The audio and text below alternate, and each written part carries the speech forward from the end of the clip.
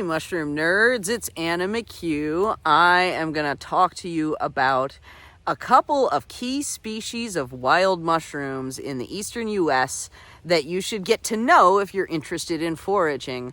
I'm also going to share with you a very dangerous terrestrial, as in ground-growing mushroom, that really is sort of the number one mushroom that you should learn for safety if you are collecting wild mushrooms in the eastern US.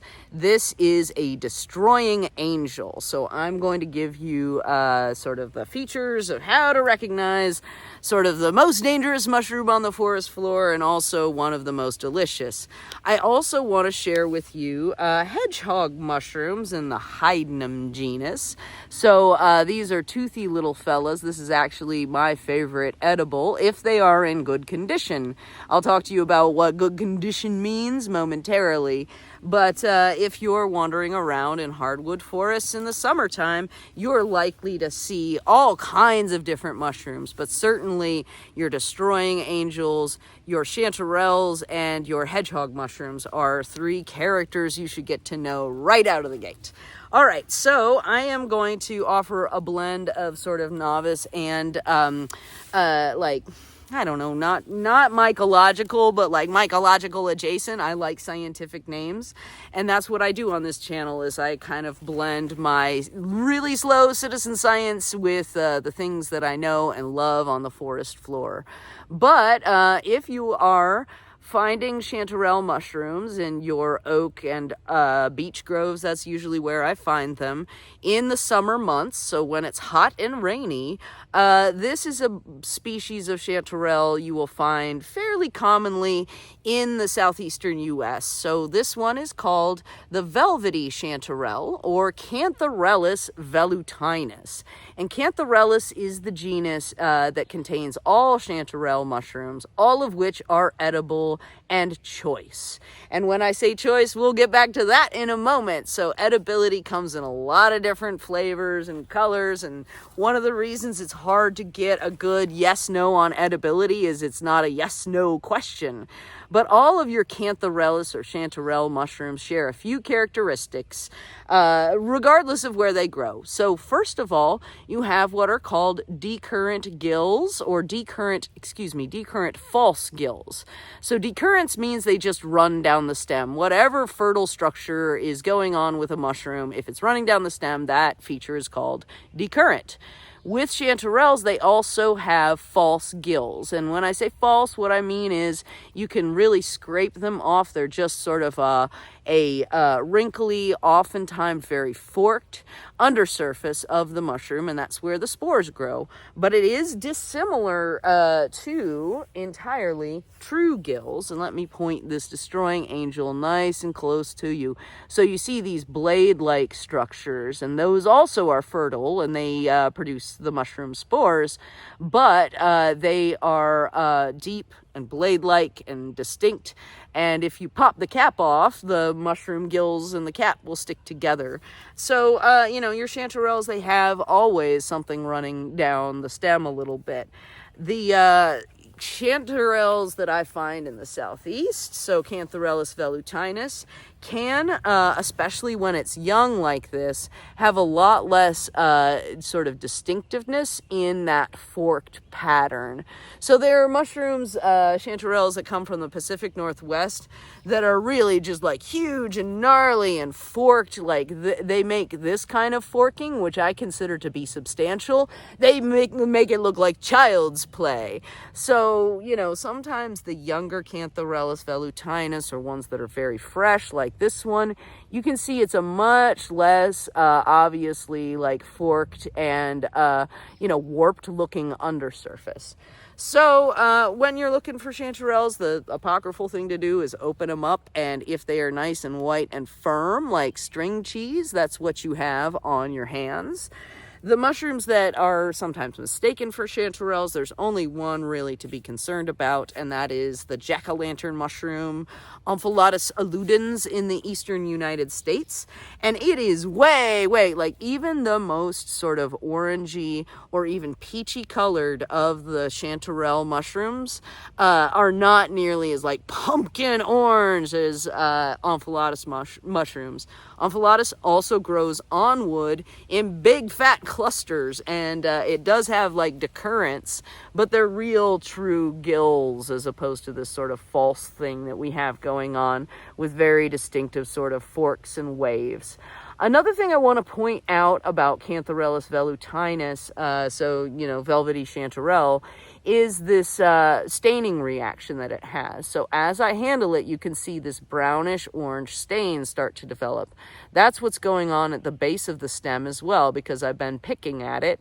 But also you could see like a spot right here that may make you think this mushroom is no longer good to eat. So, between the sort of whitish patches of almost velvety material that you can find on top of these, and then the staining, sometimes people are like, that chanterelle has mold on the top and something else, like it's rotted at the bottom. But the truth of the matter is, these are just parts of and characteristics of this specific species. And many chanterelles, and also my favorite, the hedgehog mushrooms, often have a staining reaction that, especially if you stick them in the fridge overnight, you'll wake up and be like, what happened to my mushrooms? They're all bad. And it's like, they're not bad. They just stained up. But so when you're looking for edibility, it's really a matter of like, how many bugs does it have? Is it nice and firm on the inside? And that's also why it's really, I would say impossible to answer, is it edible, in a binary fashion. So there are a couple classifications that I use for edibility that may be useful for you, that I'm going to use my specimens here to give you some examples. All right, so let's start with edible and choice. That is what you'll find in identification field guides, and what we're talking about are mushrooms that you would find at a restaurant. So, anything from chanterelles, your hedgehog mushrooms. I keep pointing this little guy at you because I want to, like, the finale here is going to be determining whether or not this hedgehog right here is any good, or if it has passed on to the realm of not edible because it is delicious and choice but filled with bugs. So you have edible and choice but not good any longer. Let me see. This is a really good chanterelle day. So I'm struggling with it. Oh, here's a good one. Okay, so here's the heartbreaker of a situation where, I have my hedgehog, my hydnum mushroom. It's got these beautiful little teeth underneath. It has a nice nutty flavor. It's kind of this beautiful, like creamy color with a little bit of that brown staining that just doesn't really matter.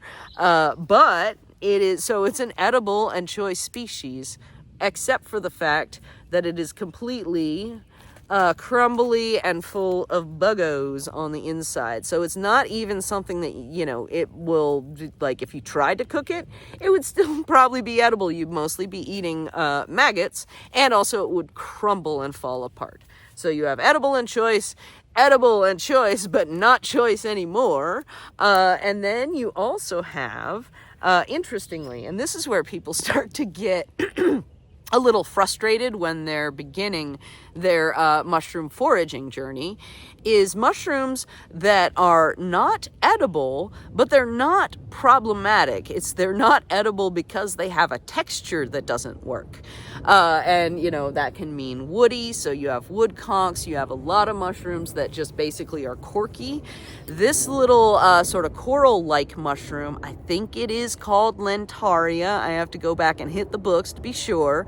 But this is a great example of a beautiful little mushroom. It even feels a little bit fleshy, but once you start to pull it apart, it's like, oh no, that's much more like a twig. I don't want to eat that. So there's edible and choice, but also inedible because not edible to eat and digest. I'm gonna reach here and pull out another one that is edible if you're willing to spend a good bit of time preparing it. So all wild mushrooms should be cooked thoroughly. Any wild foods should be cooked thoroughly. That helps with safety. And also there are a lot of mushrooms that cannot be consumed at all if they are not prepared in a certain way. This is called the peanut butter cup fungus, or Galiela rufa is the name, or the scientific name. I think it has another common name, but it's really, really super abundant, growing on wood, on hardwood sticks and things.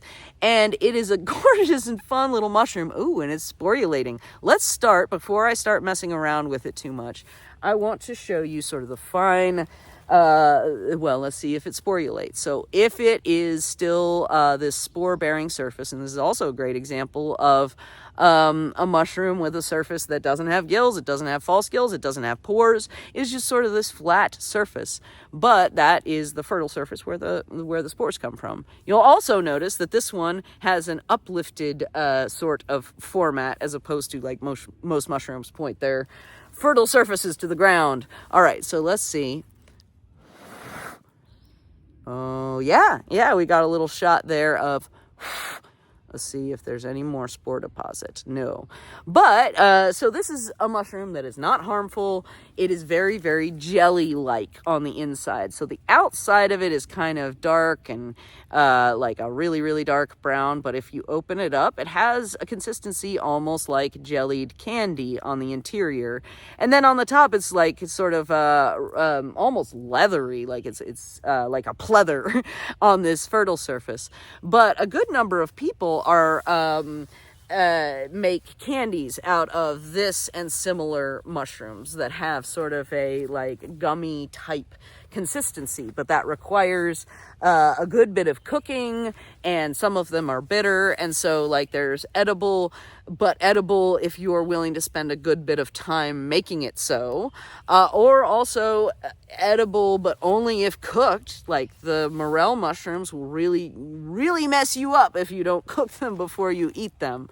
Then you have mushrooms that are edible but not choice, and so there are more than any other category of mushrooms. Like most mushrooms are edible and they might give you the poops, but they won't do you a lot of harm, especially if you have access to modern plumbing.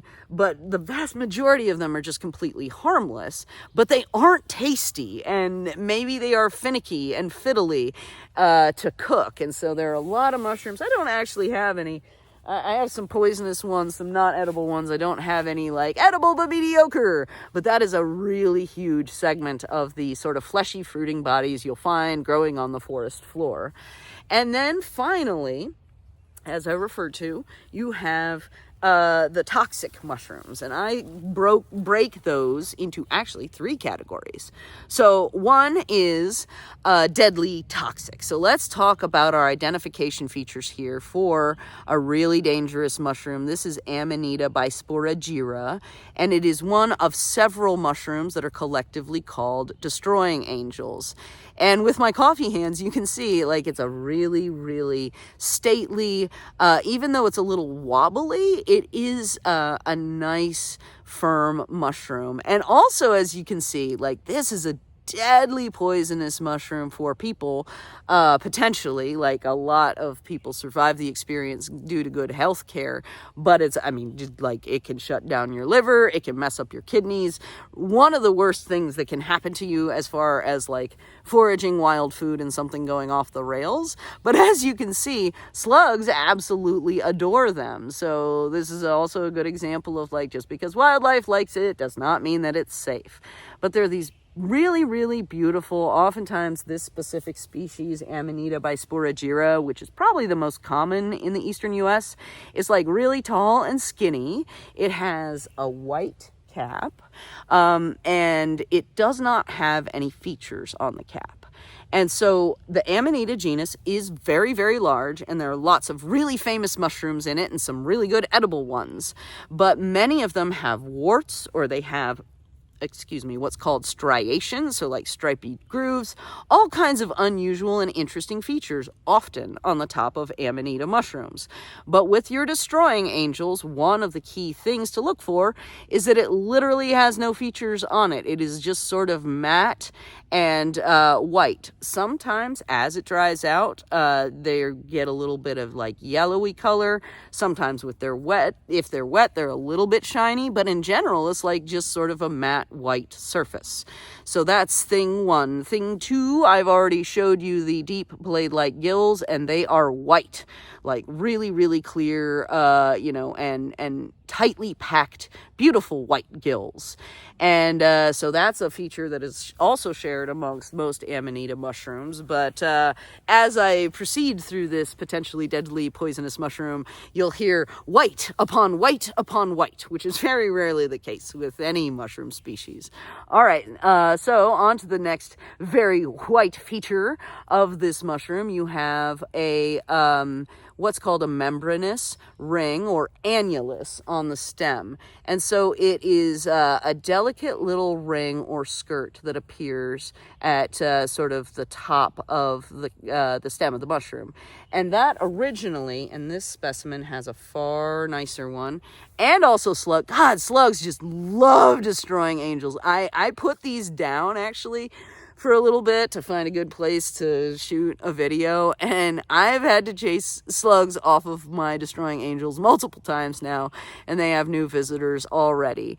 But you can see this annulus, and this is still slightly attached to the margin of the cap, and so as it breaks, it will leave that ring on the stem. But the purpose of this tissue is actually to cover the young mushroom's gills as it emerges, so that as it pops open, that protection is, doesn't have to be there anymore. It starts to drop spores. So that will leave rings on the stem of a lot of different mushrooms, but in your destroying angel, oh God, I love the fact that he's just doing like parkour all over this. All right, gastropods, love it, love to see it.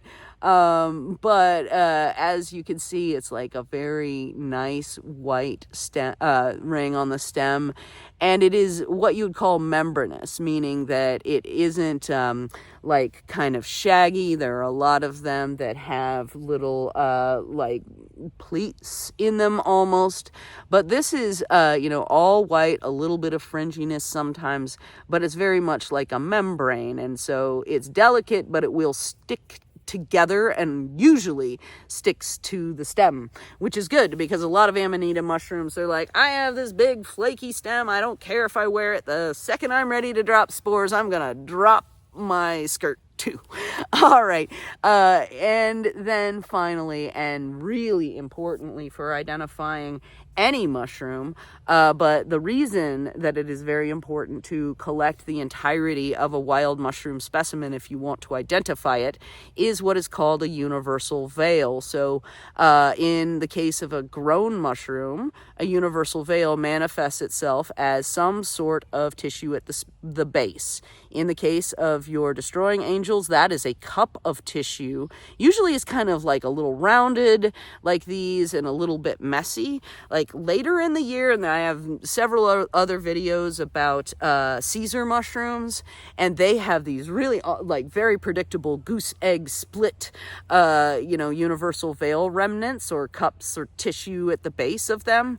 And so they're very photogenic because they have this sort of predictable and very nice symmetry, but also the splits in the universal veil are not as sort of chaotic as these sometimes can be. So you have the universal veil at the base, and also you can see actually here's an example of when it dries out. You have a lot of these destroying angels in my area in North Carolina that when they dry out you get a little bit of sort of yellowy on them. But to specify as far as the mycology of Amanita mushrooms, And, you know, even the destroying angels, there are several species of destroying angels, including a totally different species on the West Coast, of course, because anytime you cross the Rocky Mountains, you have to just throw your mushroom books out the window and get a whole new collection.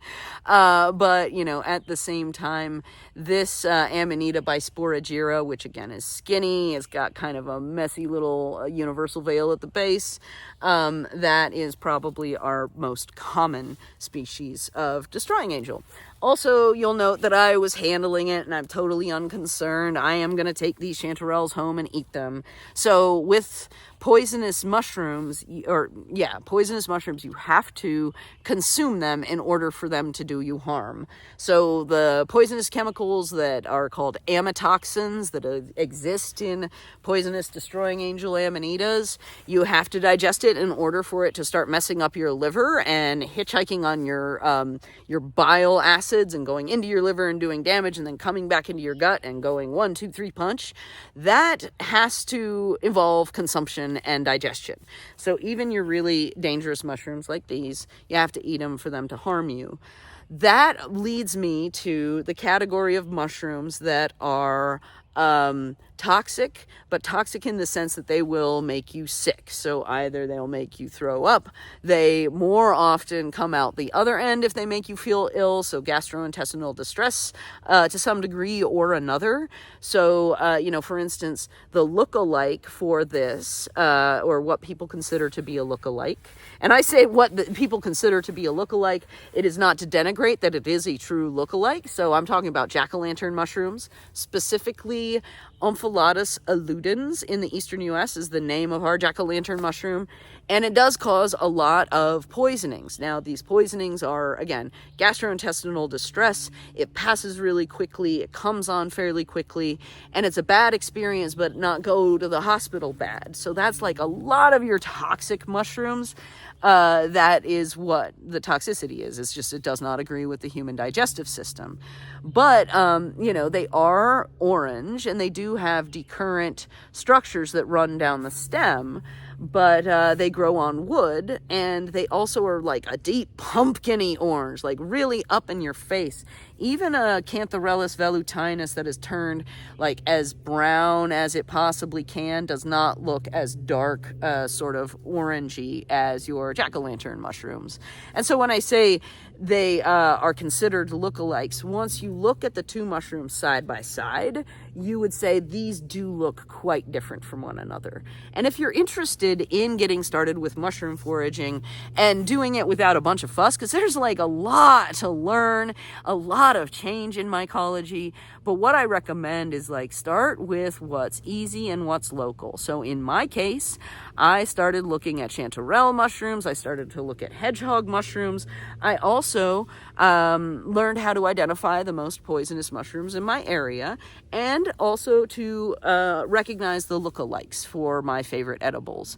And come to find out, a lot of the edible and choice mushrooms, one of the reasons that they are so well known is because their lookalikes are harmless. They fall into that category of like edible, but meh.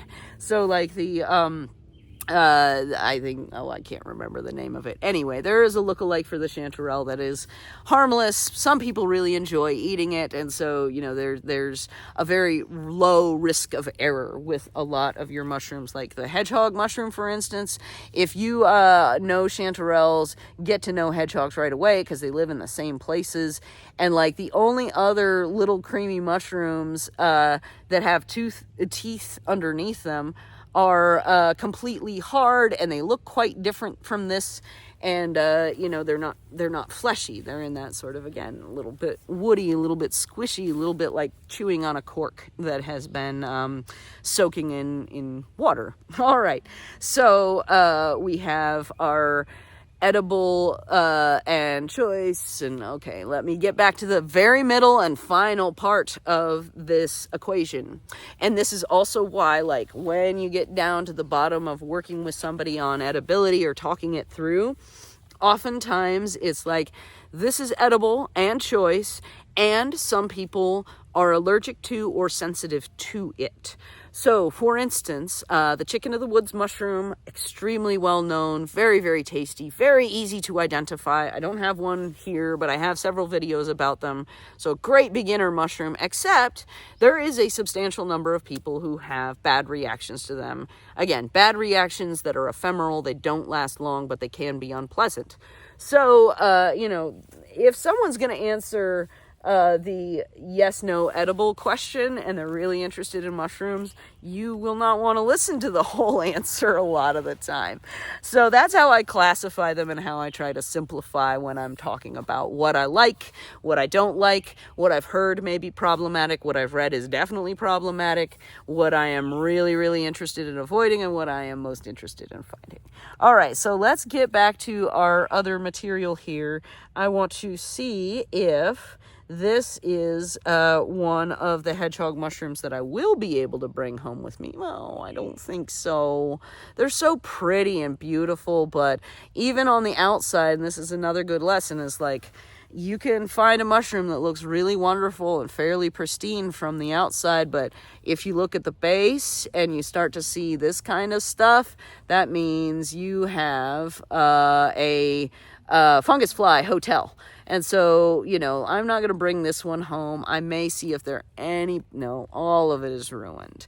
And so for me, when I'm out mushroom foraging, I have a couple of key practices that I'd like to share with you. First of all is I want to make sure that I am collecting high quality mushrooms that are mushrooms that I have enough time to clean and eat. So for me, that's a fairly small number. Like anything that I can't clean and eat or otherwise store within 3 days, it stays here. Here being the forest near my house. Anything that is too bug ridden, I'm also inclined to leave alone. Anything that's super duper young, I tend to leave alone and then come back later in the week. And often your abundance with your summertime mushrooms like chanterelles, there are so many of them, you can spend a little time, squeezing them at the base before you pull them up or cut them, whatever you do, and be like, ooh, that one's really squishy. There are lots of bugs that have already decided to move in. There are a couple of features that can kind of, give you a sense that has already started to happen. Like sometimes these chanterelles, I'm rummaging here because I thought I had a good example and now I'm not seeing one. But sometimes they have these little rose combs or like little mutated bits of chanterelle partial veil that open up like little mouths on top of the mushrooms. Sometimes, no problem, you open them up, no bugs. But sometimes it's almost as though those mushrooms grew in response to being taken over so early in their lives. And that's another thing, is like if you pick a slippery chanterelle like I did, and, it is relatively new to this world, that doesn't necessarily mean that it is going to be good to eat. Again, this one, we're going to open it. Yeah, we're full of bugs. And so, it's important to note that like your tolerance for that is totally personal. Like I am, I wouldn't call myself a snob. I don't eat enough mushrooms to have to decide really how many bugs I am willing to eat, because I don't eat enough mushrooms to really worry about it. But if you are interested in collecting a larger number, that's a sort of consideration that you have to take into account. But I've never heard of anybody like getting sick because they ate buggy chanterelle mushrooms. I also want to do a quick caveat about deadly poisonous mushrooms. We do have what is called the deadly Galiela mushroom. Again, I did a video about that several years ago at this point. It is a brown mushroom that is small. It grows on wood. It has a little annulus, little ring around the stem. And sometimes there's a specific species we see in the eastern U.S. that has like a little flash of sort of yellowy white around the margin, and it's called Galiela marginata for that reason. Anyway, that is a mushroom that is is deadly poisonous. It has the same toxins, so the amatoxins I was talking about that will really, really screw you up. Those also exist in your deadly galerinas. Fortunately, deadly galerinas grow only on wood, and also this is why people say you shouldn't eat LBMs or little brown mushrooms, because they're very difficult to tell apart. A lot of them don't even have good scientific classification yet, and there is a risk that you may consume a deadly galerina, and that would be a terrible thing because that mushroom has a very high concentration of amatoxins. So I want to be very clear, avoiding destroying angels is not the only thing you need to do to avoid deadly poisonous mushrooms in the eastern United States. All right, I have gone on at great length, but the TLDR here, the too long didn't read, not that you're reading this post, it's also way too late for the too long didn't read disclosure, is chanterelles are very common, very abundant in the hardwood forests of the eastern U.S. during summertime. Cantharellus velutinus is a golden colored chanterelle, but it can be very, very peachy sometimes, and you can see, actually, this is the one I've been waving around at you, so it has forked false gills that are decurrent and run down the stem. It is nice and firm on the inside like string cheese, but Cantharellus velutinus, the velvety chanterelle, does get a sort of brown staining, which is just a chemical reaction and nothing to worry about. I really wish I had some of the very, very peach-colored Cantharellus velutinus to share with you. I also wish we had more different species of chanterelles so I could compare and contrast. But I'll do that later in the year when we have cinnabar red chanterelles, which are itty-bitty little dudes that are bright vermilion color, so totally different, but also still edible and delightful. I hope you have a great mushroom season. I have a really good feeling about 2025, but I say I have a really good feeling about every year when it starts to rain abundantly, but I think I actually mean it this time round. So I hope you find a billion mushrooms. Thanks for spending some time. Like and subscribe if you enjoyed this or enjoy the other videos on the channel. That does help people find it. And I hope you have a good mushroom season.